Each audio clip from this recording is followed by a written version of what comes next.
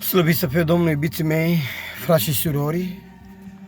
Vreau să vă mulțumesc celor care ați fost cu noi la evangelizare, frații mei din Pâncota, cât eu singur de la Ineu, fratele vostru Moisică, împreună cu frații de la Pâncota, împreună cu frații de la Radv, împreună cu grupul Fratele din Escu, împreună cu toți frații care am fost 3 seri de evangelizare la unde s-a făcut cortul. Sincer să vă spun că vă mulțumesc pentru toate vizualizările, mulțumim că v-ați uitat 3 seri de evangelizare, cât și la Pâncota.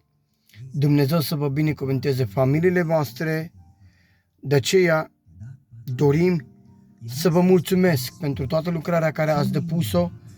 Vreau să spun că Dumnezeu ne-a binecuvântat să terminăm cu ajutorul Domnului. Mulțumim celor care ne-ați urmărit pe pagina noastră de Facebook. Dumnezeu să vă binecuvânteze, fie pe canalul meu de YouTube, Moisică, cameraman Domnului. Dumnezeu să vă binecuvânteze pe toți. Așa că, sincer să vă spun că ne-am bucurat împreună cu frații noștri. Am avut frați binecuvântați care am putut să ne înțelegem. Știu ceva ce dragostea, iubiții mei, frați și surori, ne îndeamnă ca să facem faptă bună. Și în această seară, împreună cu mine, haideți să ne aducem aminte despre frați care îl iubesc pe Iisus Hristos, caută lucrarea lui Dumnezeu. De aceea, frații mei și surori, sincer să vă spun că m-am bucurat. 3 seri de evangelizare, împreună cu frații din Pâncota, împreună cu frații de la Rad. Dumnezeu să vă binecuvânteze pentru lucrarea Domnului.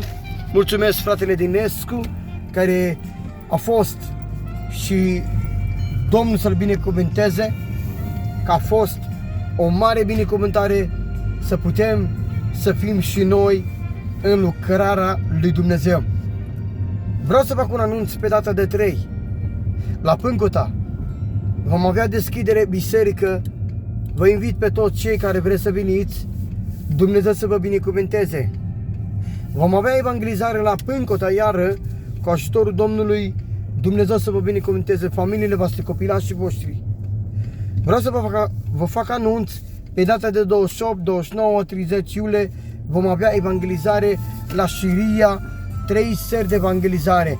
Dumnezeu să vă binecuvânteze pe toți. Vă chemăm la Iisus Hristos. Binecuvântat să fie El. Dumnezeu să vă binecuvânteze. Amin.